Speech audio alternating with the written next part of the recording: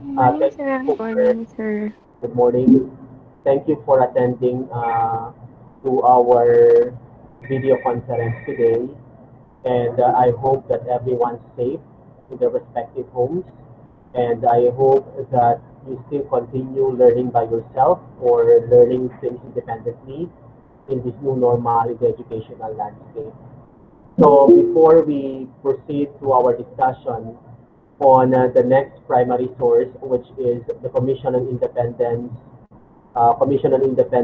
Filipino Grievances against Governor Wood, may we have a review first of what we have discussed as regards the American colonial period or American colonial era in the Philippines. So before that, because we really have to understand, okay, the context or even the situation during the American colonial regime or American colonial era in the Philippines. Okay, though we already have initially discussed that in the political caricatures that of McCoy and Roses. Also, let me remind everyone that you might be asking why is it that there are some of you who didn't get a perfect score in the weekly task, okay, or in the learning task which you had last week. Please take note that there were some of you who failed to answer or who failed to do the task correctly. Meron yung iba sa inyo pinagbaliktad. Ang gagawin dapat ninyo ay it's a caricature in the current times. Okay, meaning to say a caricature of editorial cartoon that we have now, and you explain that cartoon in relation to the situation of our ancestors during the American era. Ang ginawa ng iba sa inyo, binaliktad nila. Kumuha sila ng caricature during the American era, tapos nirelate nila during the present time. So, baliktad yung ginawa ng iba. That's why in the content, medyo hindi perfect yung kanilang score. So, next time, please read very well the rubric or even the instruction before completing a learning task. Okay? I already have posted the learning tasks for this week. It's a learning conversation. Again, please do not forget to read the rubric before you start to participate or before participating in the learning conversation, because the rubric will help you get a good score for the said task. Okay?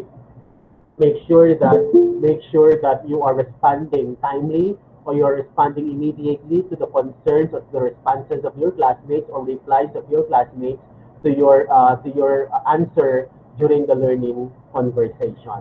Okay? Now, allow me to share this presentation from SlideShare because this presentation provided us a summary of the situation during the American era in the Philippines before we move to our discussion on Filipino grievances against Governor Wood. Okay, so allow me to share this SlideShare presentation.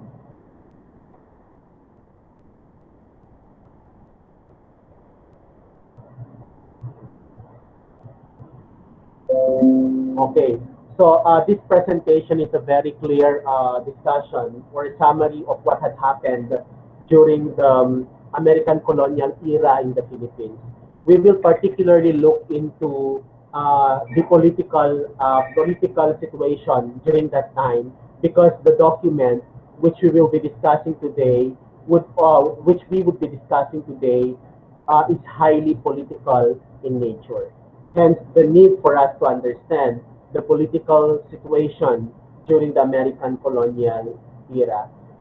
Please take note that we said in our previous discussion that the Americans, okay, at the very beginning, do not have any plan of really staying long,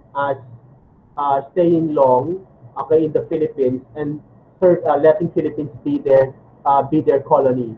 Okay, so they have plans. Okay, their intention is to merely train the Filipinos on self-government, so that if they're ready for self-government, then that's the time that Americans or USA would give the Philippines their independence. And we said also in our discussion about the Declaration of Philippine Independence that Apolinario Mabini did really agree, okay, with the Declaration of Independence because there were still, okay, warring conditions in the different provinces of the Philippines during those times. And for him, okay, for Apolinario Mabini, he said that true independence is about teaching the people or teaching the Filipinos on how to govern, okay, how to govern and how they are supposed to rule the country. So that's also the reason behind the disagreement of Apolinario Mabini, okay, as regards the Declaration of Philippine Independence, which is, I think, quite similar with the purpose of the Americans, why they stayed after the Declaration of Independence, and why they built a military government in the Philippines that is to really start the training of the Filipinos on self-governance. Okay, so the American period started in 1901 up to 1935. Okay, why we said 1935? Because after this year, okay, we already have the Commonwealth government of the Philippines headed by President Manuel Quezon, then followed later by Manuel Rojas, and last is Elpidio Quirino. So it's very clear in the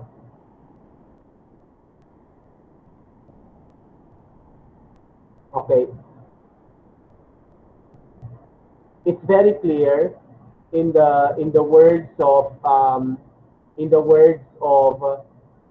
President William McKinley when he said that the Philippines are ours not to exploit, but to develop, civilize, educate, and to train in the science of self-government. So this is the prime purpose why USA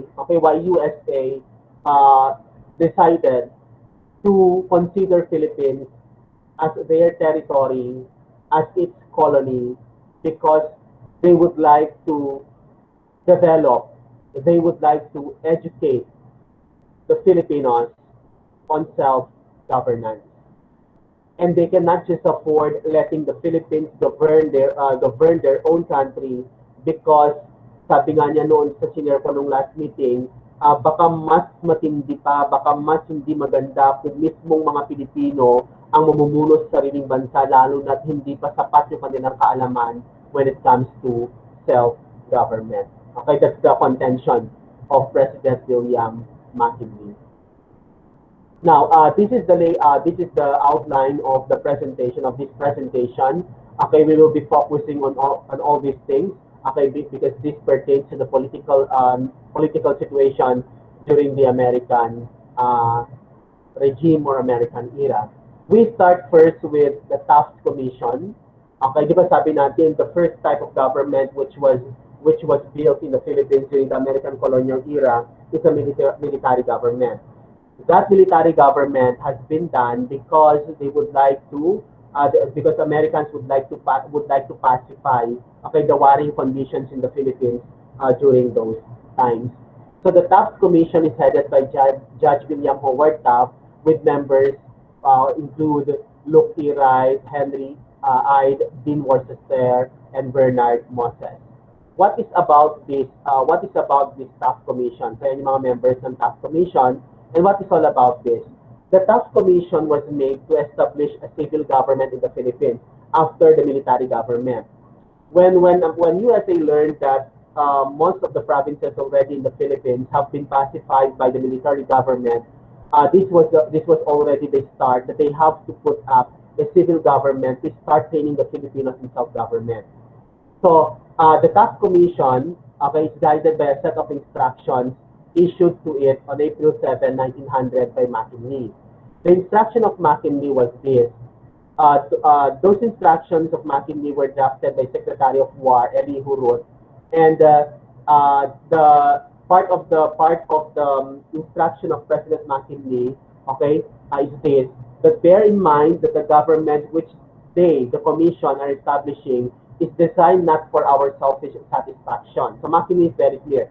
It's not, the civil government is not for our selfish satisfaction, but for the happiness, peace, and prosperity of the people of the Philippine Islands, and the measures adopted should be made to conform to their customs and habits. So, dito pa lang sa instruction ito, makikita natin yung paggalang ng Estados Unidos doon sa doon sa kultura ng mga Pilipino, doon sa pag-uugali ng mga Pilipino, at para doon sa kanilang ikasisi ay kaliligaya sa klase ng pamumuno ng USA sa ating bansa. And they could only do that if they are to start training the Filipinos on self-governance. Now, the civil government was inaugurated in July 4, 1901. Okay, and because it was Taft who headed the Taft Commission and who checked whether the Philippines is already ready for a civil government or ready to begin the training on self-governance. So William Howard Taft then was appointed as the first civil governor. So that was in 1901. And in 1905, he was called Governor General of the Civil Government of the Philippines under the American colonial era.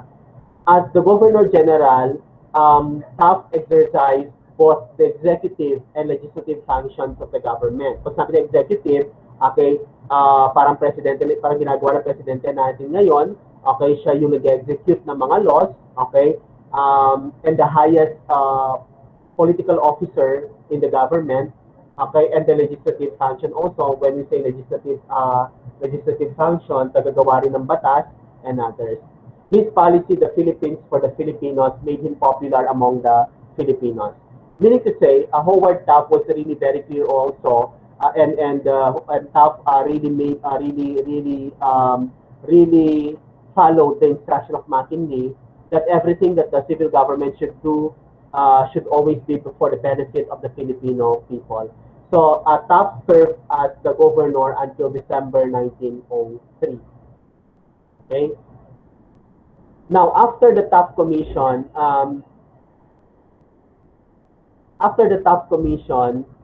we have the Philippine Bill of 1902. Okay, we also have to learn about this. The Philippine Bill of 1902 is also called as the Cooper Act because it was Henry Cooper who sponsored the said act, okay, for the Philippines. It was on July 1902 that this bill was passed by Congress and it created the Philippine Assembly. Gaano kahalaga ang Philippine Assembly?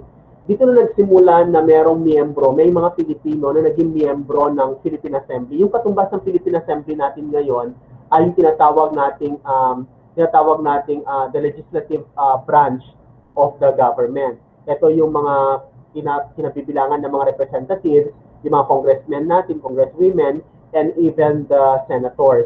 Okay, the Philippine Assembly, di ba ngayon meron tayong tinatawag na the legislative body or the legislative body of the Philippines, of the Philippine government, which consists of the senators and the representatives.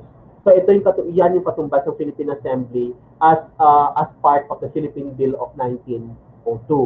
Okay. Ngayon, what is all about the Philippine Bill of 1902?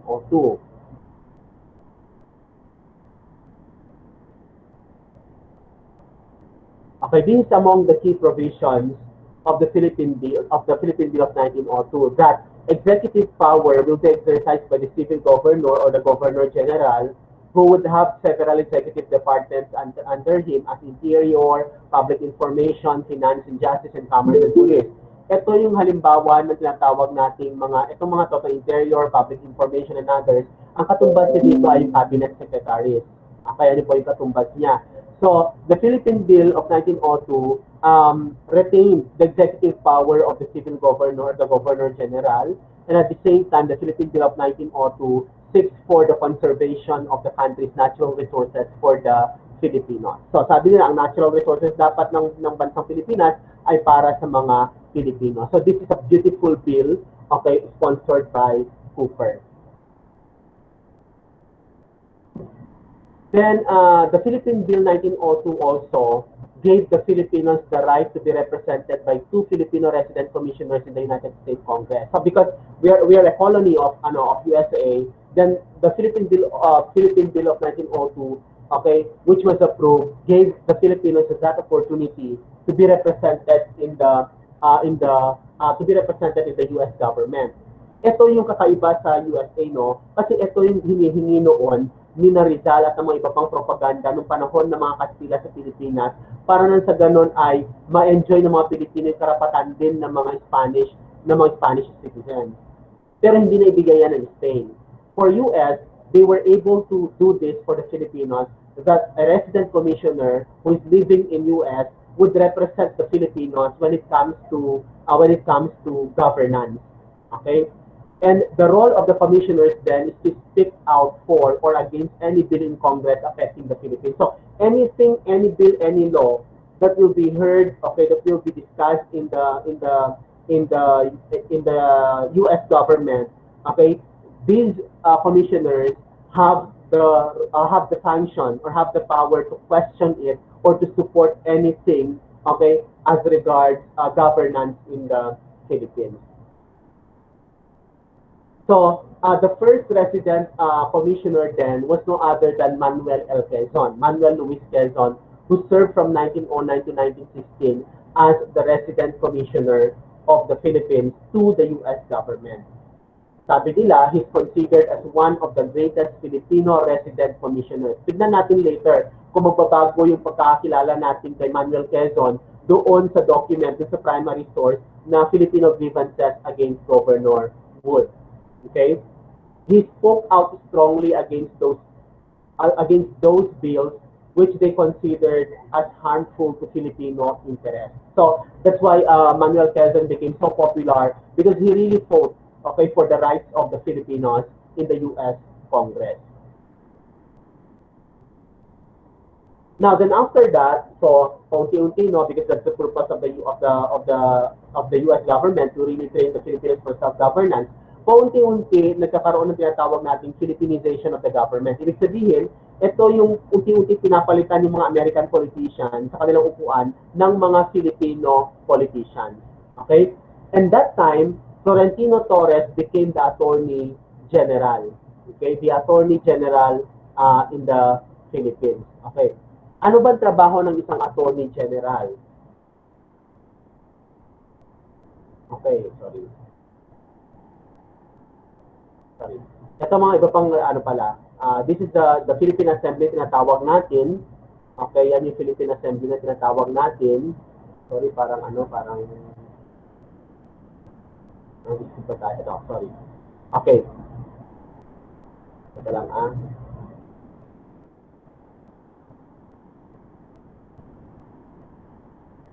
Para nag-skip tayo. Okay. So sorry, no, kanina nabanggit na natin ito, yung Philippine Bill.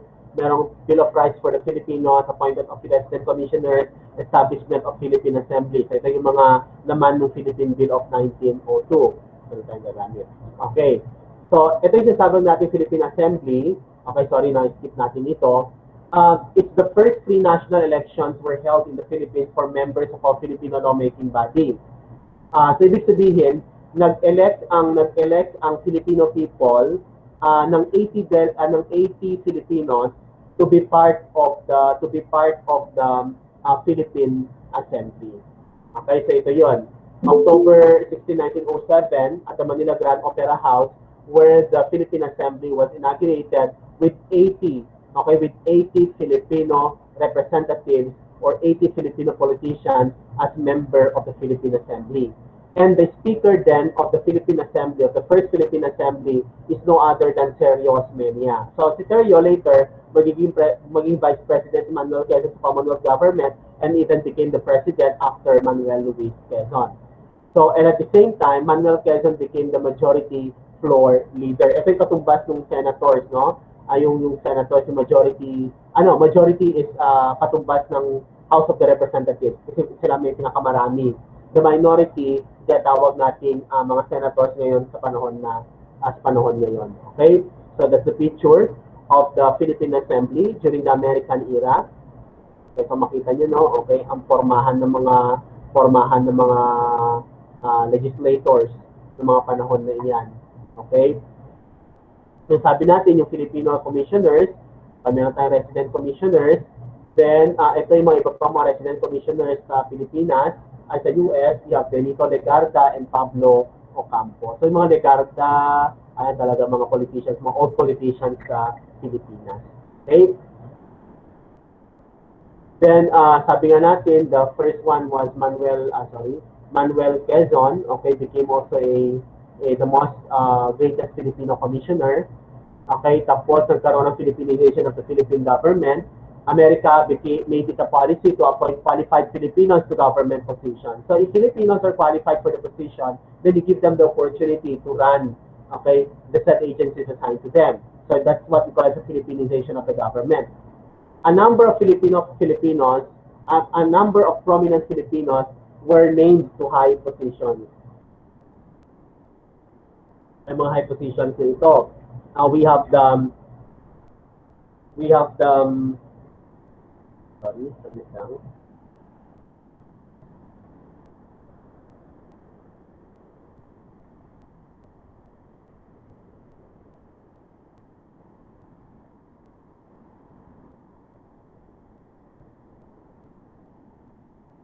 Okay, so we have a number of prominent Filipinos named to high positions.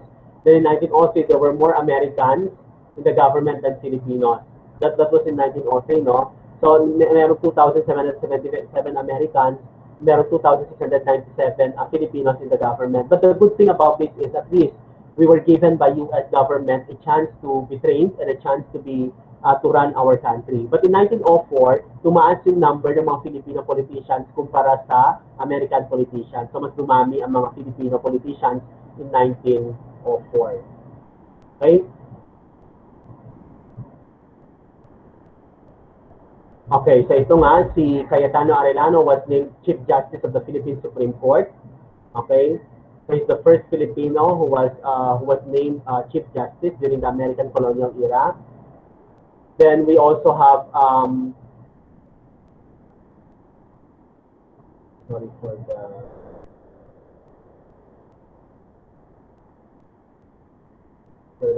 okay. We have when si Attorney General naging legal consultant, okay, si Florentino Torres. Then we also have Gregorio Araneta was the Secretary of Finance and Justice in 1908. Ang katumbas ito ngayon ay yung meron tayong Department of Justice, DOJ. Noon pinagsama ang finance branch and even the Department of Justice during the American regime. Then we have after the Philippine Bill of 1902, we also have the John's Law. Okay, sorry for the i-check lang natin, no? Para makita natin yung okay. Sorry for that.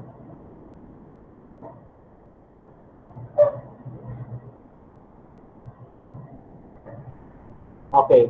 Now, these were the prominent Filipino people, okay, who were able to be, who were appointed, okay, during the Filipinization of the government. Now, after the Philippine Bill of 1902, we have the John's Law of 1916. Okay, this was signed by Woodrow Wilson, President Woodrow Wilson, and also known as the Philippine Autonomy Act. Autonomy, meaning to say, this is the start of the Philippines moving towards independence, moving towards sovereignty from U.S. colonial rule. Okay, it's sponsored by U.S. Representative William Atkinson Jones. That's why it's called John's Law.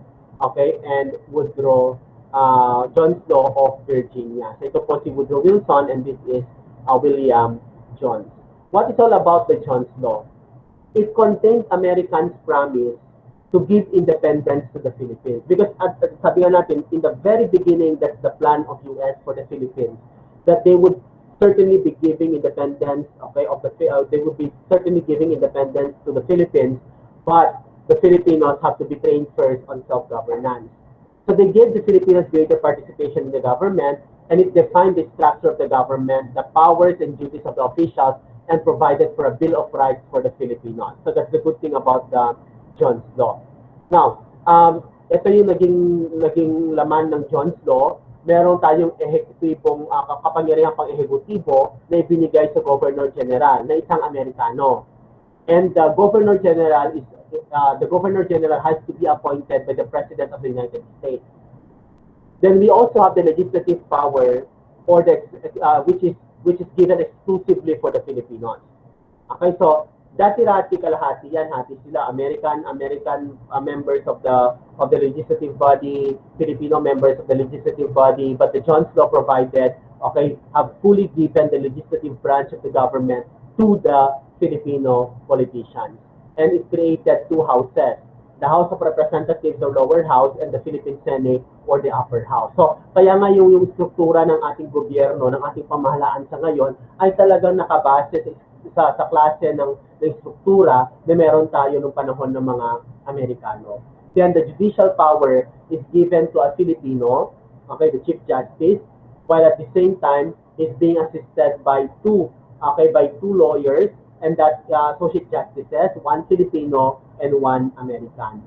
But okay, the Chief Justice and the associate justices have to be appointed by the President of the United States. Itong mga to, itong legislative body, members of the legislative body are being elected by the Filipino people. Okay, so that's the Jones Law.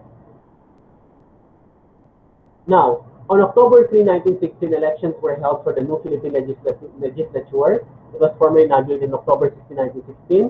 So again, Serios Mena, as a result of the Jones Law, Serios Mena was elected Speaker of the House of Representatives, and Manuel Quezon became President of the Senate. Okay?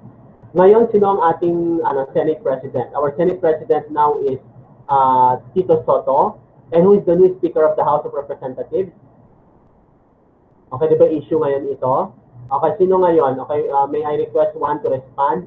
Sino ngayon ang Speaker, Speaker of the House of sino ngayon ang tatawag nating who is the Speaker of the House of Representatives now?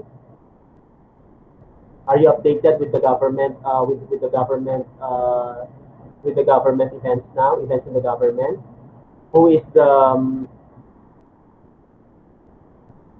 Speaker of the House of Representatives now? Anyone?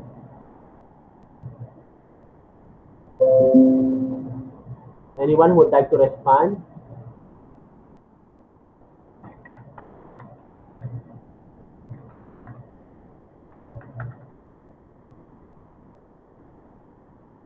O, sino ang speaker ngayon?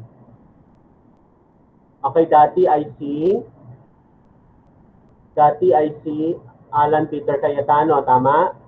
Ngayon, pinalitan nino? Sino pumalit ngayon sa kanya?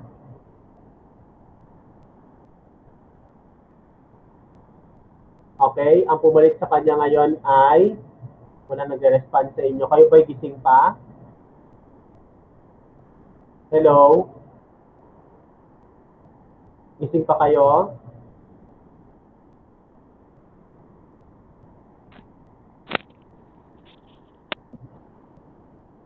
Hello? Who would like to respond to my question? Who is the new Speaker of the House of Representatives?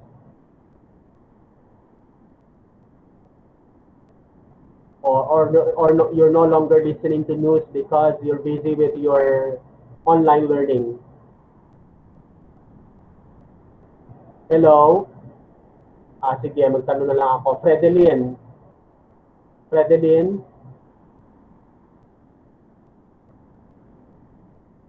Fredelyn?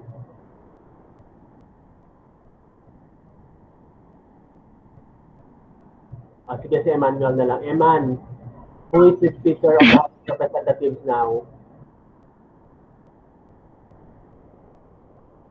Okay, so sabi ni may mga nag-chat, sabi ni Eris, sir, si Velasco po ba, sir?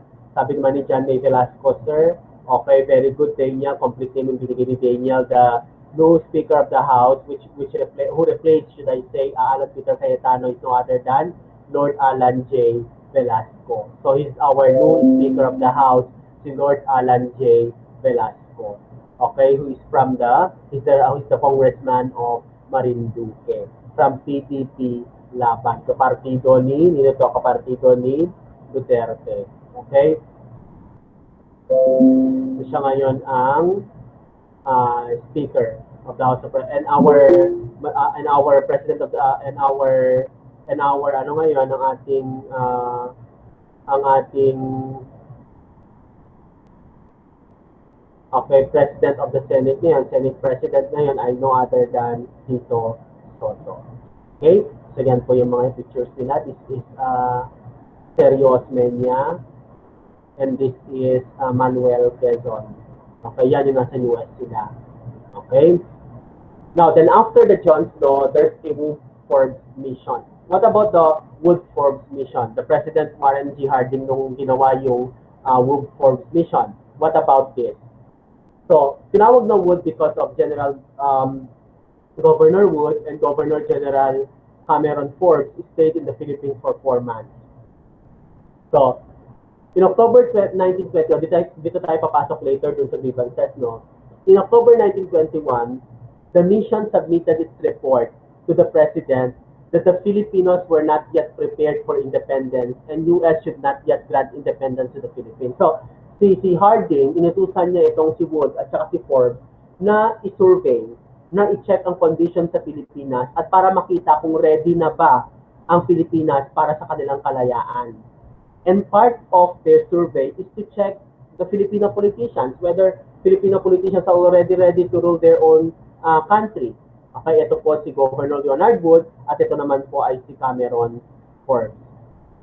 Now, ano ang ni-report? Okay? Ano ngayon ang ni-report ngayon ng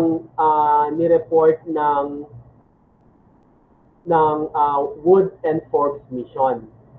So what they have reported, okay, is this, that they have the team of the Wood Forbes mission conducted an exhaustive investigation and they have visited 48 provinces and 449 municipalities. Okay, in the Philippines, ha? The report they submitted was not favorable to the cause of the Filipino politicians. So parang yung report nila sinabi nila na hindi ready ang Pilipinas para sa kalayaan nila mula sa Estados Unidos, ay hindi talaga siya friendly for Filipino politicians who are really aiming to lead the country. Okay? Because the report exposed the corruption and patronage system that became prevalent in government-owned and controlled corporations during the Harrison era. So, that time, during the investigation, during the Woodford mission, it was President Harrison who was then the Governor General of the civil government. The report singled out particularly the anomalous transactions in the administration of public lands and the banking malpractices that resulted to the bankruptcy of the Philippine National Bank. Nabanggit natin ito dun sana natin nung sa discussion natin sa political caricatures, no, yung bankruptcy ng Philippine National Bank. So there was really a wide corruption, okay, in the Philippine government during the time of Governor General Harrison, and particularly that most of the government costs then are being manned by Filipino politicians. So yun ang kanilang report. Kasi sinabi nila, the Filipinos are not yet ready. Okay, are not yet ready to really govern, okay, their own country because of malpractices in the government and even corruption in the government. Okay, so yun ang report ng Woodford mission. Now, after the Woodford mission, there's what we call as the Osrox mission. It's called Osrox because the mission was led by Osmeña and Rojas. Manuel Rojas, who would later become the third Commonwealth President of the Philippines. Okay, so it was already the Philippine Legislature or Philippine Assembly who sent a mission to the United States to work for the passage of an independence law for the Philippines. U.S. Senator Harry Hos filed an independence bill in the U.S. Congress, with U.S. Congressman Hare and U.S. Senator Cutting as co-sponsors. So the bill was approved in December 1932, but President Herbert Hoover vetoed the bill. So it was President Herbert Hoover who vetoed the bill. Ibig sabihin ng vetoed the bill, hindi inaprubahan, okay, ni President Hoover, but it was approved in the U.S. Congress. That's why the Philippine legislature sent, okay, Osmeña and Rojas to support the said bill and to lobby with the President of the U.S. then, okay, to approve the said independence law for the Philippines. The U.S. Congress repassed the bill on January 17, 1933. Okay, napasa naman siya at inaprubahan ng Presidente noong 1933, which is known now as the Hair Horse Cutting Act. The antis were those who sided with Quezon in opposing the law, and the pros were those who supported the law and backed Osmeña and Rojas. Okay, what is all about this? Okay, the Hair Horse Cutting Act, okay, provisions include trade relations with disadvantages. There's a trade relation provision which is quite disadvantageous to the Philippines. Kaya naging anti itong si Manuel Quezon. Manuel Quezon objected the provision limiting the immigration of Filipinos to the U.S. So kasi dun sa Hair Horse Cutting Act, nilimit nila yung mga immigration ng mga Pilipino sa U.S. And Quezon objected that. He also objected to the retention by the U.S. of military bases in the Philippines. So, the Independence Act was approved, pero yung provisions na ito ang ayaw ni Manuel Luis Quezon. Now, the Oxrox, okay, this is Manuel Rojas. Okay, ano yan? Parang relative ni Manuel Rojas, na dating tumakbo presidente, na asawa ni Corina Sanchez, and this is Osmeña. Oxrox claimed that the Hair Horse Cutting Act was the best independence law that the Philippines could obtain from the U.S. So, sinuportahan ito ni Osmeña at saka ni Rojas, pero inayawan ni Manuel Quezon because of those three issues. Okay. On October 17, 1933, the legislature, okay, the Philippine Assembly rejected the Hair Horse Cutting Act. Kasi marami pa rin kumampi kay Manuel Luis Quezon. Kaya that was those times it's between Osmeña it's between Osmeña and Quezon who are really competing for presidency kung sakali bibigyan ng independence ang Pilipinas. The U.S. Congress enacted a new independence bill sponsored by Senator Millard Tydings and Representative John McDuffie, okay, and signed by President Franklin Roosevelt on March 24, 1934. Ano naman, yun na yung the Commonwealth, that's already the Commonwealth government. Yung ginawa ni Tydings-McDuffie Act, okay? The Tydings-McDuffie Act. So that's the background that we have to understand about the political situation during the American colonial era. Now, we now proceed to the Commission on Independence, Filipino Grievances against Governor General Wood. Kasi after ni Harrison, pinalitan siya ni Leonard Wood. At tandaan po natin that Harrison was the favorite Governor General, American Governor General, during the American colonial era. Why?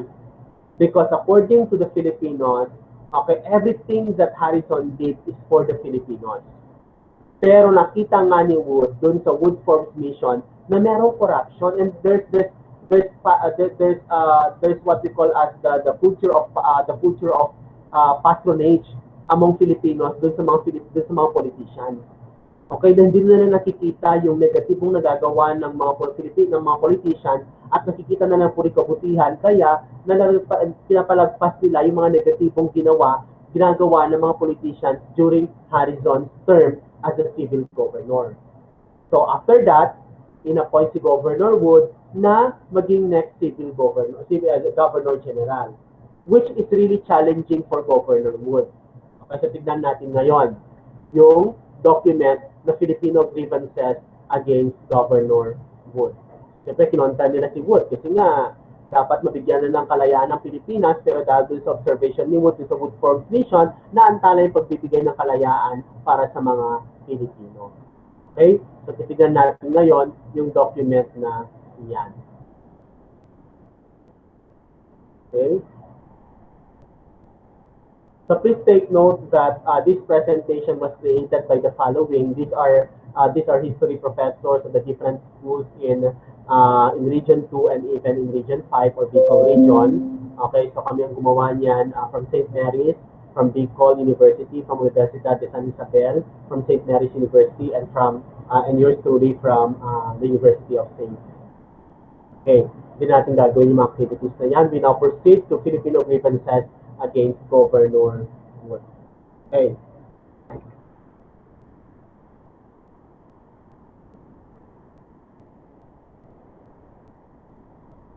So we proceed now to the background of the author of this document. And the author is no other than Jose Abad Santos, okay, who is hailed from San Fernando, Pampanga. Parents are Vicente Abad Santos and Toribia Vasco. He finished law at Northwestern University in Evanston, Illinois. So he's called a pensionado. Ito yung tawag natin. Ang tawag natin sa mga Filipino scholars then are pensionado. Okay? Ito yung mga nabibigyan ng pagkakataon na mag-aral sa ibang bansa. And he passed the bar in 1911. So, ano yung mga naging government post ni Jose Abad Santos? In 1911, he became the assistant attorney to the Bureau of Justice and later rose to the rank of Attorney General. We also, in 1921, he served as the Undersecretary of Justice but gave up the position at the height of the Cabinet Crisis in 1923. What do you mean by Cabinet Crisis 1923? Meron kasi Cabinet Crisis nangyari in 1923. Yung 1923 sa Pilipinas, sa American colonial era, okay, na nag-resign, okay, ang mga Pilipino sa kanilang posisyon. This is because of the grievances, Filipino grievances against Governor Wood. Okay? Kaya nga itong document na ito ay yung 1923. The Chief Legal Counsel became the Chief Legal Counsel. Okay? In 1932, he became Associate Justice of the Supreme Court and became Chief Justice 9 years later. He served as the acting president of the Commonwealth government. Doon nagkaroon tayo ng government in exile, okay, during World War II. Okay? Nagkaroon ng government in exile in World War II where Manuel Quezon has to serve as the president of the Philippines, but he lived in USA that time when there was this World War II, and because Jose Abad Santos was in the Philippines during that time, he served as the acting president of the Commonwealth period. Okay? And another author of the Filipino Grievances is Jorge Bacobo, okay, who hails from Gerona, Tarlac. Parents are Tranquilino Bacobo and Rita Teodora Tabago. He finished law in Indiana University. He's also a pensionado. So really, if you look at this, no, the opportunities given to the politicians, okay, because they are given these scholarships or these opportunities to study in the U.S. And most of our lawyers then, okay, or most of our Filipino politicians then, okay, finished their studies in the United States of America. Then, what are the government posts of Jorge Bacobo? 1911, he became the law clerk in the Executive Bureau. Close associate of Manuel Quezon. O, tingnan natin na author itong si Bacobo. Author si Bacobo ng Filipino Grievances against Governor Wood. At siya po ay malapit na kaibigan ni Manuel Quezon. In 1942 to 1944, he became the Associate Justice of the Supreme Court.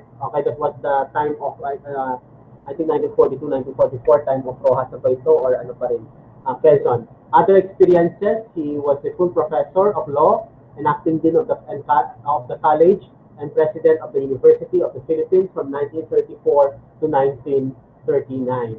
Okay, so yun ang kanyang background. Now we proceed to the historical context. We already have discussed that in the first presentation. Okay, these are the historical context of the document, why the document was written, because we said that Filipinos really demand for independence since 1898 from USA. It was from 1898 to 1901 that we have the military government. The 1901 to 1935 is the American colonial rule with the civil government. Okay, so they really are demanding for independence. And there was this appointment of Francis Burton Harrison as Governor General, who became the favorite civil governor of the Filipinos because ang dami niya daw positibong nagawa at masyado siyang close sa mga Pilipino during that time. Okay, na hindi nila napapansin. Sabi ng mga ibang sa survey ng Forbes Mission, na hindi na napapansin yung culture of patronage, hindi na natin napapansin yung negatibong nagagawa yung seryosong negatibong nagagawa ng mga politicians dahil din sa kabutihan na nagawa nila. So makikita na natin kabutihan niya, kindness niya, pwede natin nakita yung negatibo pamamalakad niya. Parang ngayon, ang mga Pilipino, parang nakikita nila ngayon yung puro negatibong nagagawa o kapalpakan ni yung ugali at kapalpakan nitong President Duterte, pero hindi nila nakikita yung positibong nagagawa ng gobyerno. Okay, so ganito ang nangyari naman kay Bolton the otherwise, na nakikita yung kabaitan niya, sobrang bait, pero may mga mali pala siyang nagawa bilang civil governor ng Pilipinas. Pero nagbulag-bulagan ng mga Pilipino noong panahon na iyon dahil nga sa kabaitan nitong si Harrison. So there was the passage of the Jones Law. So Jones Law, ito na yung yung Jones Law, yung nilisas natin kanina. Okay? Na Philippinization of the Philippine government and others. Okay, so maraming nangyari. Then the passage of the Retirement Act in 1915, Retirement Act, okay, na pwedeng mag-retire, okay? The Retirement Act in 1915 is about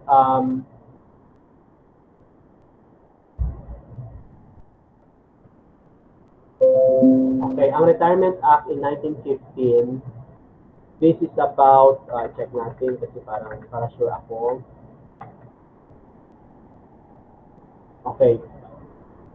The Retirement Act of the 1915, okay, was it's the Civil Service Retirement Act in the Philippine Islands, okay, which referred to the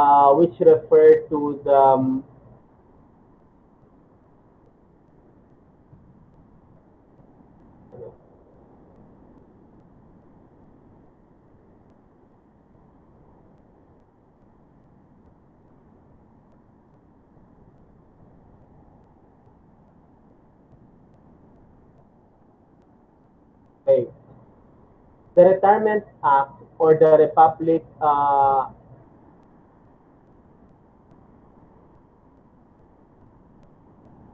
wait lang parang hinanap ko yung document na pinag-savean ko.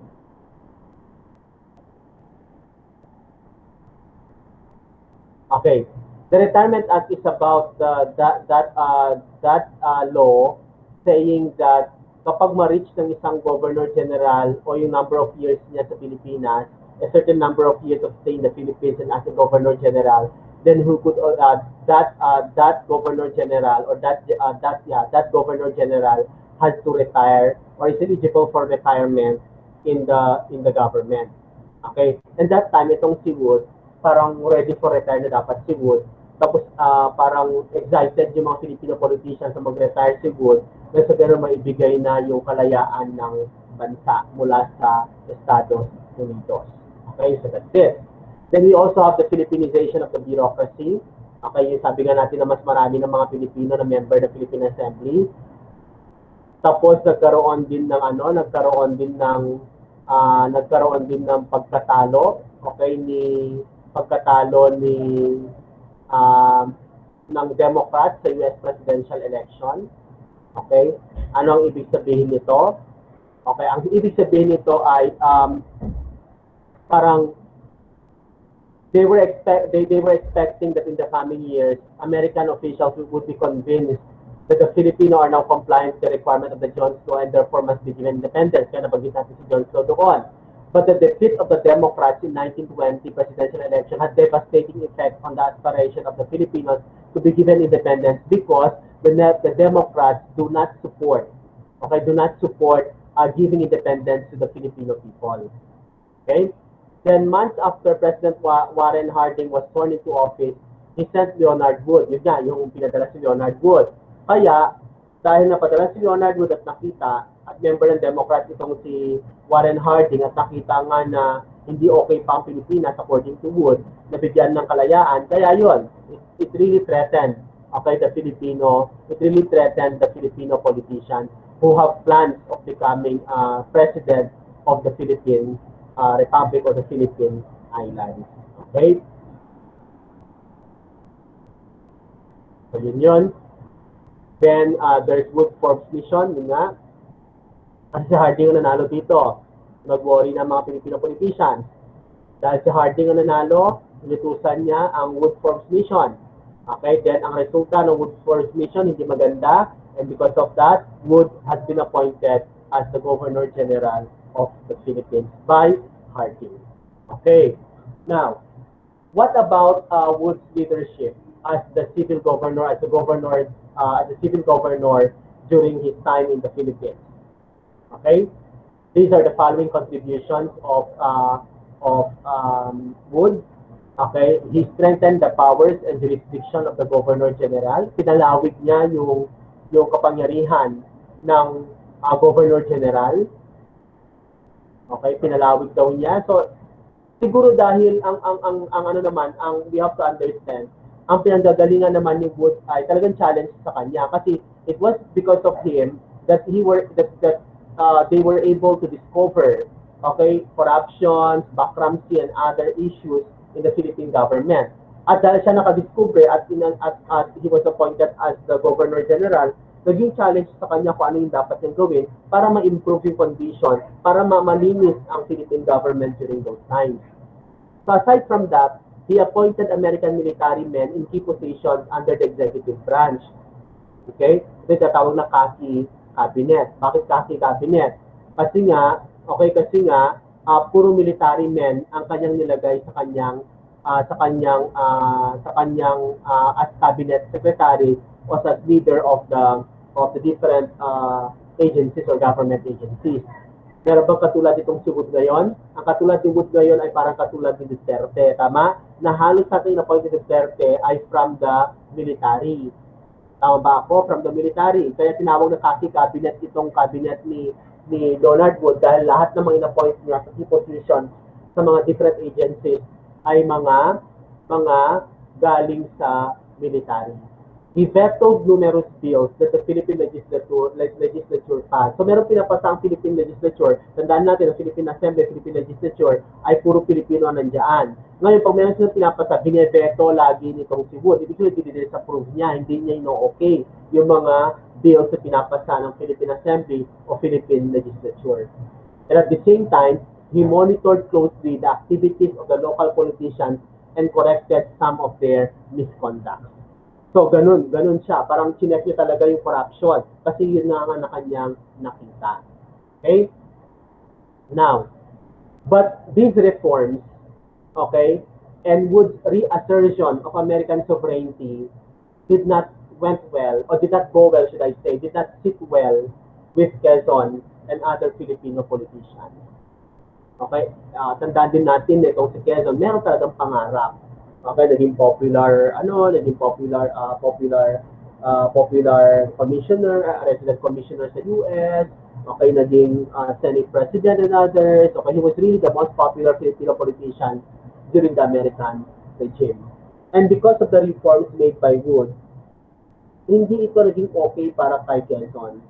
Maaaring hindi naging okay kay Quezon dahil inaasam-asam niya ang kalayaan ng Pilipinas mula sa Estados Unidos at dahil gusto rin niyang pamunuan ang buong bansang Pilipinas. Na hindi naman niya naunawaan din ang pinanggagalingan ni Wood kung bakit ginawa niya yung mga reforms na iyon. Dahil nakita niya ang talamak na korupsyon at talamak na hindi magandang gawain ng mga Filipino politicians. Okay? So, ganun na nangyari. The anti-Wood sentiment of Filipino politicians ruptured on July 21, 1923. Maraming ginawa daw itong si Wood na ikinagalit ng mga Filipino politicians maliban dun sa pagreveto ng mga bill na pinapasa nila. Ano itong mga ito? Una, okay, inappoint ulit ni Wood itong si Ray Conley. Okay? Who is Ray Conley ba? Okay, sino ba si Ray Conley? Si Ray Conley, okay, what was the issue about this? Please take note that this was the first thing that discussed the Filipino politicians, okay, about Governor Wood, because this was a scandal, it's a bribery scandal against Ray Conley. Ray Conley is an American detective involved in bribery scandal during the time of Governor Wood. Okay. It was Interior Secretary then, Jose P. Laurel, okay, who earlier suspended Conley as the DILG Secretary, who chose to leave because he did not want a dishonest man in his department.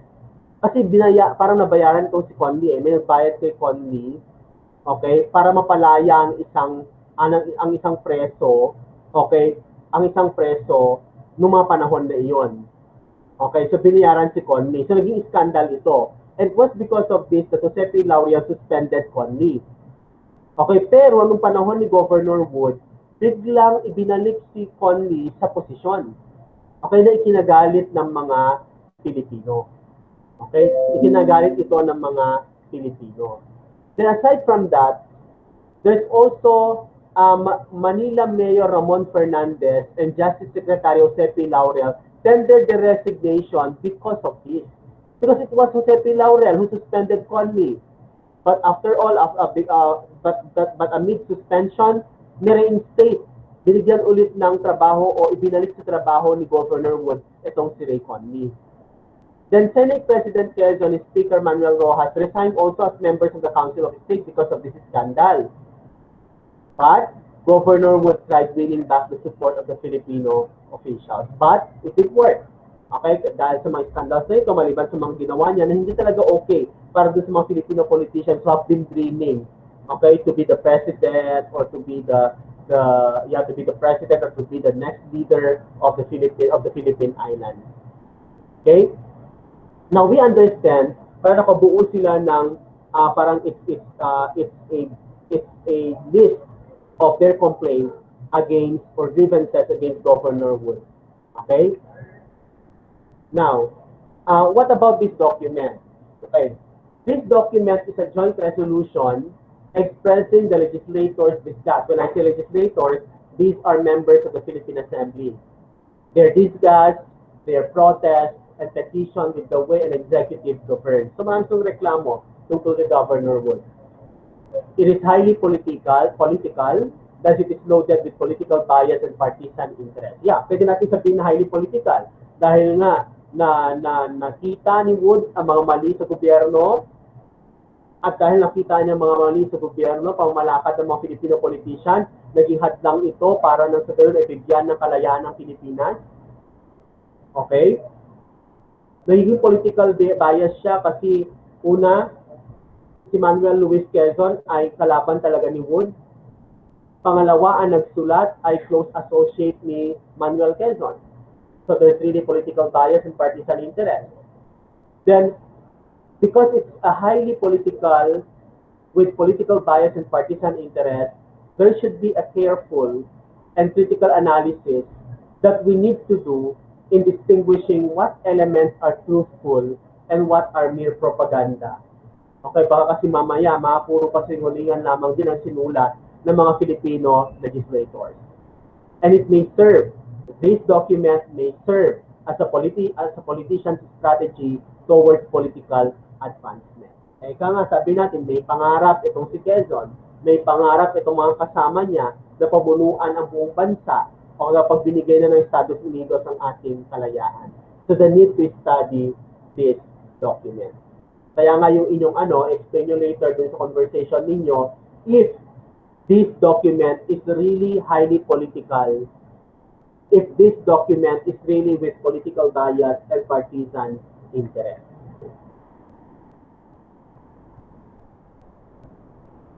Now,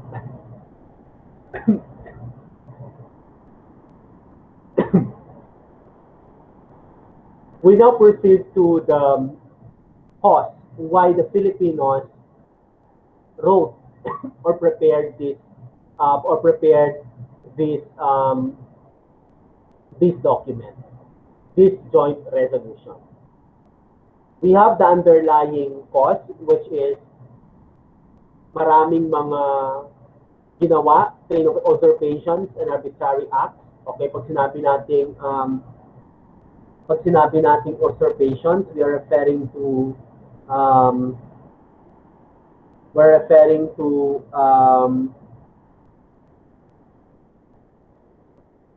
the use of one's power, which is not within, okay, which is not within which is not, thank you, ma'am, which is not within the supposed power given to the executive. Okay, that's what we call as usurpation. And also the arbitrary act, meaning to say, when we say arbitrary act, we mean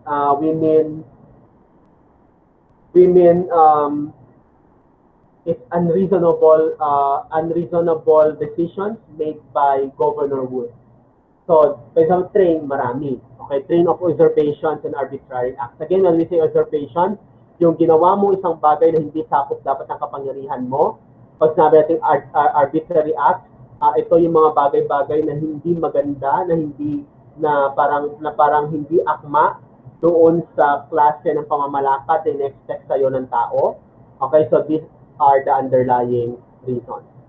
And the immediate reason of the joint resolution, the immediate cause of the joint resolution is because of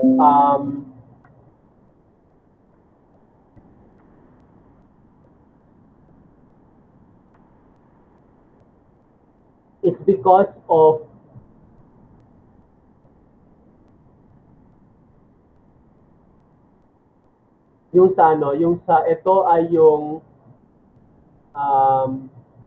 executive number 37 is about Wood's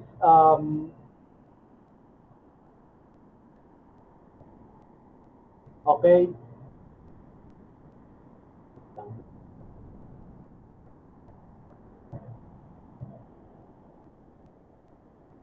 Yes.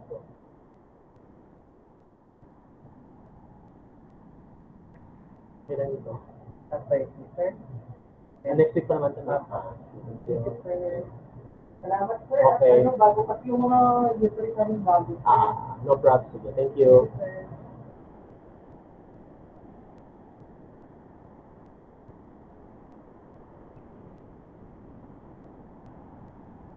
Okay, the executive order number 37, sorry for that disturbance. This was in 1923, no? Ang executive number 37, it's about the Organic Act.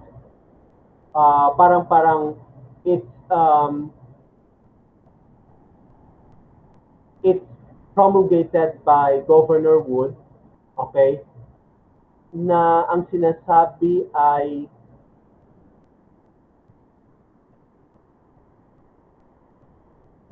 wait lang.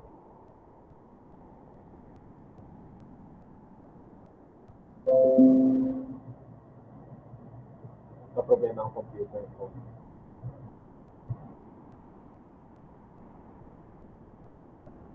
Wait lang, nagka-problema ang computer. Okay, Wood issued this executive number 37, okay, executive number 37, okay, which is about the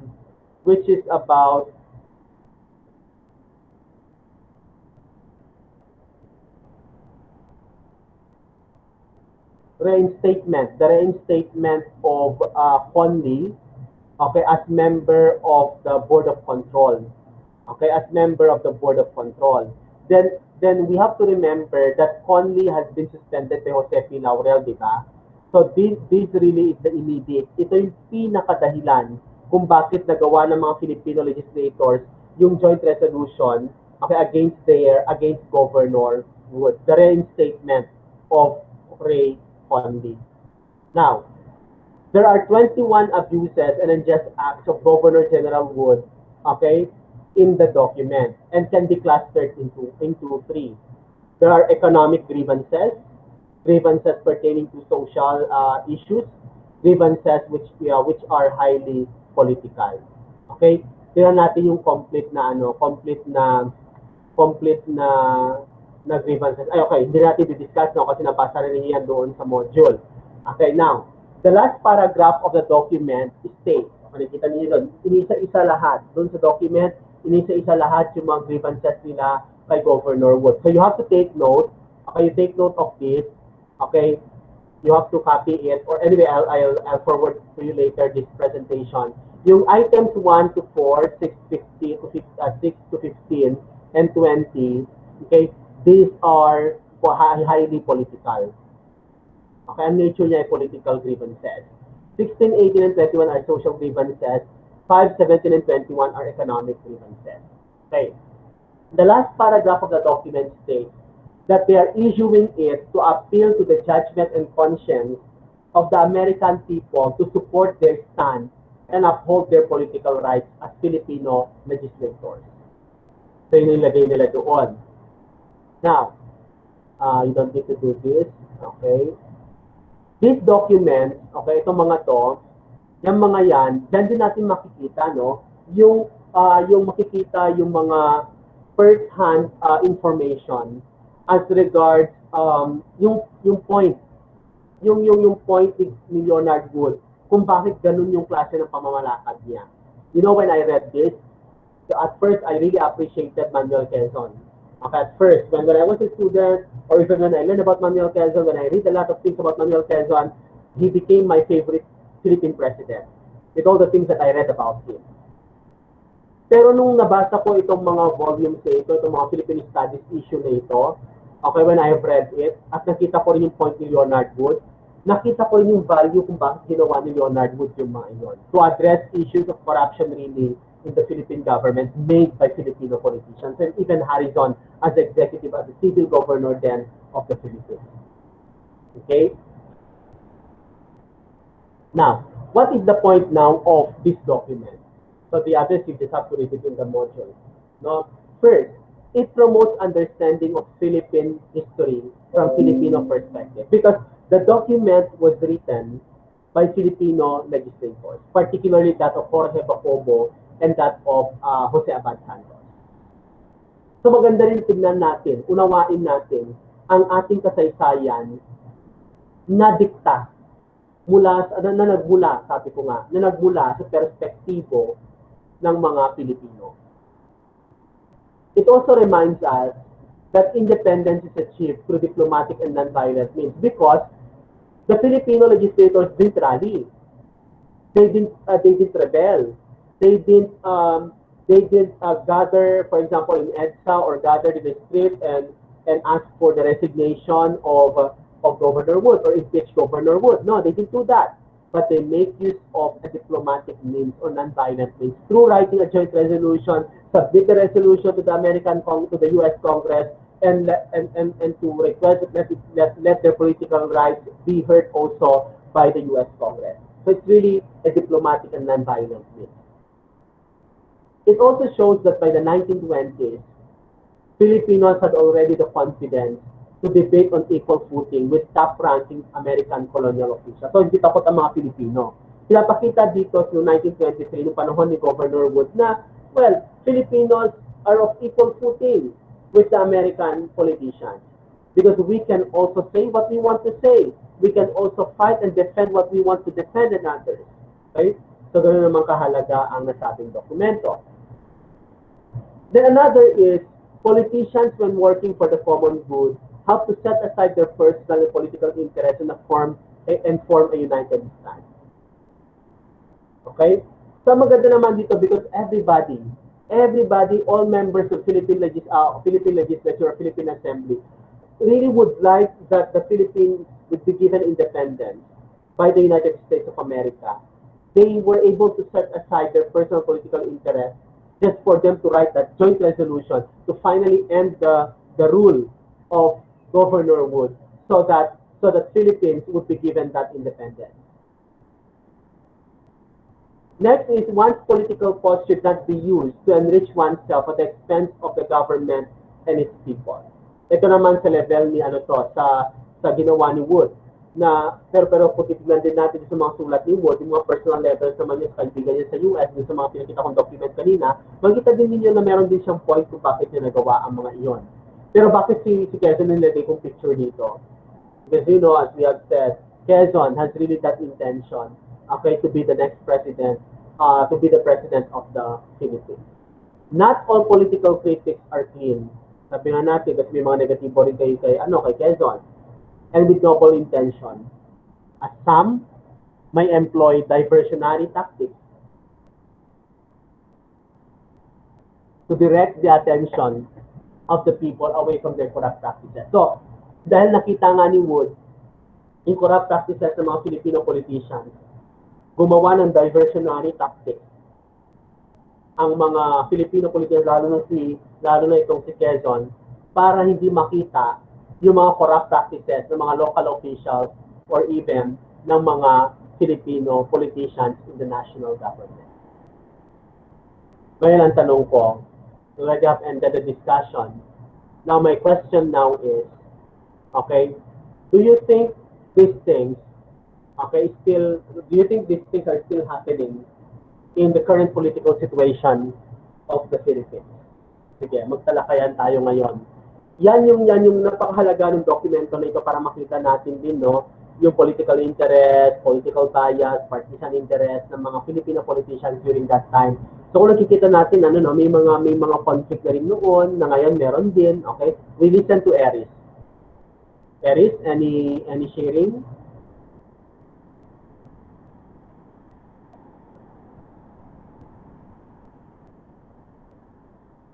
Please take note that I'm also recording those who are reciting during our conferences, because that can also affect the final grade that I would be giving you, because you are participating in our conferences or in our discussion. Okay, anything that you would like to share? Meron bang pagkakatulad ng mga panahon na iyon, sa panahon ngayon na meron tayo? You might want to cite examples of your observation as regards our political situations now, and we compare it to the political situation during those times.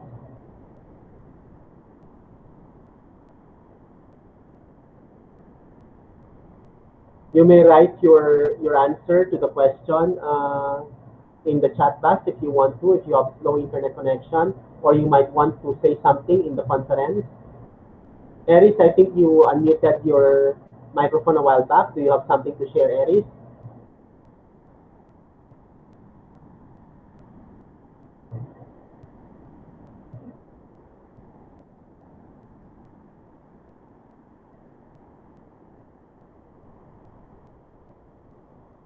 Sir, na-disconnect po ako kanina, sir. Hindi ko po naintindihan yung tanong, sir. Sige. Eris, doon sa diskusyon natin, ano yung nakita mong pagkakatulad nung panahon na iyon ni Wood sa panahon ngayon ni Duterte administration?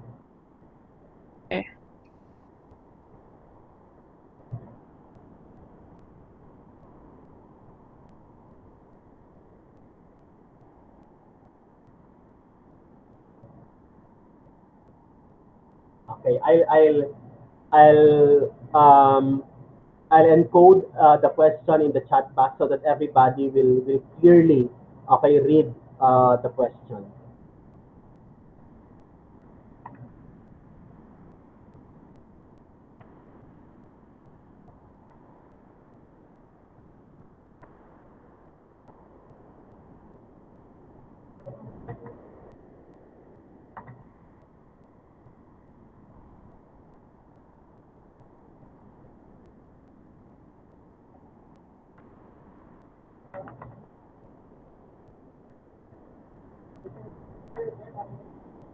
Hindi pa.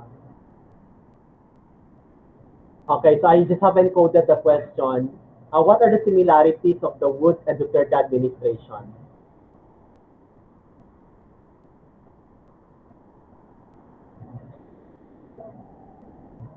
You may encode your response to the chat box so that I'll read it for the class.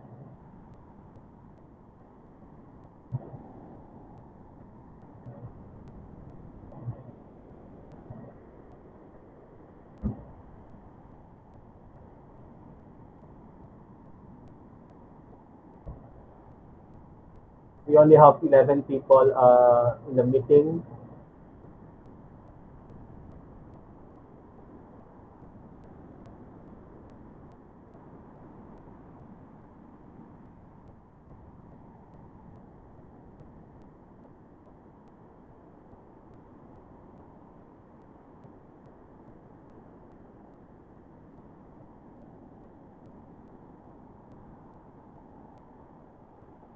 Okay. Okay, so ito nga. May mga responses na sabi ni Micah, military men are strengthened. Okay, yeah, the same. Military men are given the opportunities to be part of the cabinet of the executive branch, okay, of the president. Okay, kaya nga tinawag na khaki government o khaki cabinet yung time ni Wood, and similarly with the time of Duterte now. Okay, di ba nauna yan sa ano sa Bureau of Customs, even yung mga nasa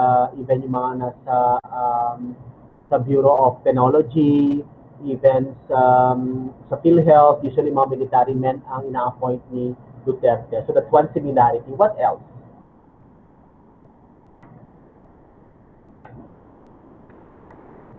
What else? So aside from Micah, who else would like to share? You may encode your response in the chat box. So sabi naman ni Regeline, yes sir, there is a connection because up to until now, corruption in the government is still evident because of some issues like in the field health and about funds. Good.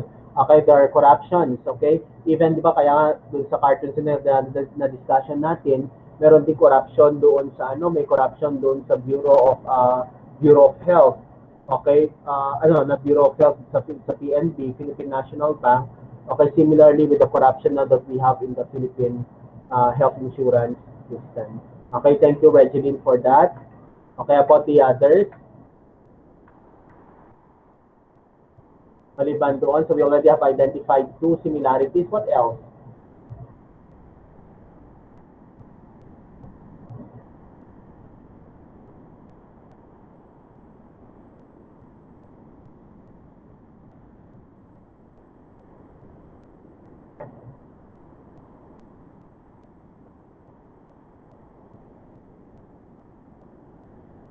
May I request the 11 students to respond aside from Micah and Regeline. May I also request Angel, Fiorina, Emmanuel, Ezekiel, Christine to respond to the question I just have encoded, I just have posted in the chat box.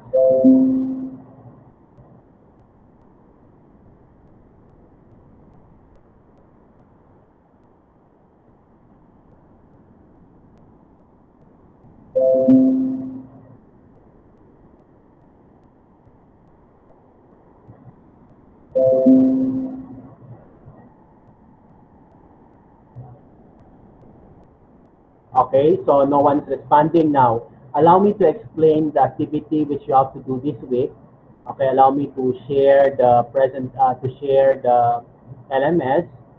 Okay, so this is what you are to do this week. So I already have posted this no Sunday. Okay, what you are to do is this. Okay, it's a learning conversation about Wood versus Quezon. Okay, the question is, the instruction is this, that you have to study the rubric before engaging in this learning conversation. Again, you study the rubric. Okay, this is the rubric class. Okay, you study it again before you pause or before you engage into the conversation. Again, posts should be on topic and they are based or make connections to the assigned readings and lesson. Make sure that you have read the module as regards grievances. Posts are reflective and insightful, showing depth of thought. So that malalim ang inyong wag lang kayong mag-depend doon sa binigay kong material, but you also research about the issue. Posts integrate other relevant materials, demonstrating a deep understanding of the issue or topic being discussed. You have to meet the minimal posting requirement of at least 2 contributions to the main discussion thread. You respond promptly, not at the last minute. When someone answered or replied to your work, you have to respond promptly. Expresses ideas clearly and with few grammatical and spelling errors. Then you have to read others' messages and others' responses. You reflect or integrate others' viewpoints and thoughts are expressed courteously, demonstrating respect of divergent ideas and avoiding being argumentative and making personal attacks. So you have to observe all these indicators before you will participate in the discussion or learning conversation. You have to answer this question. Do you think the issue against Governor Leonard Wood is loaded with political bias and partisan interest? Why or why not? So you have to answer this question in the learning conversation thread. Okay, so that's it. So I hope that you could be able to do the task successfully, and that you have to consider the rubric being provided there for you to earn a good score for the set activity. For those who failed in the quiz, for those who failed in the second quiz, please do something. Okay, please do something so that you could be able to catch up your score. That you could be able to get a good score in the weekly task or even in the next quizzes. Okay, so please take note also that the midterm examination will be on November 4 to November 5, and the coverage of our midterm examination would only be until Raiders of Tulusi. We might not be able to meet the controversies in Philippine history, but we will only end for midterms. We will only make use of the learning content from Declaration of Independence up to the Raiders of Sulu Sea. So please be reminded of that. Okay. Now we will now be ending our meeting, and may I request Daniel to lead us the closing prayer. Daniel, please. Okay, sir. Let us pray. In the name of the Father, the Son, the Holy Spirit. We thank you, Lord, for this wonderful opportunity that we have learned today. Um, and for the knowledge and wisdom that we will continue to harbor. We thank you for giving us a teacher who is compassionate and kind in the journey of leading us students in a brighter tomorrow. That's all. Amen. In the name of the Father, the Son, and the The Holy Spirit. Amen. Spirit. Daniel, thank you for the prayer. That's a beautiful prayer. Thank you for appreciating my efforts, okay, towards the class. And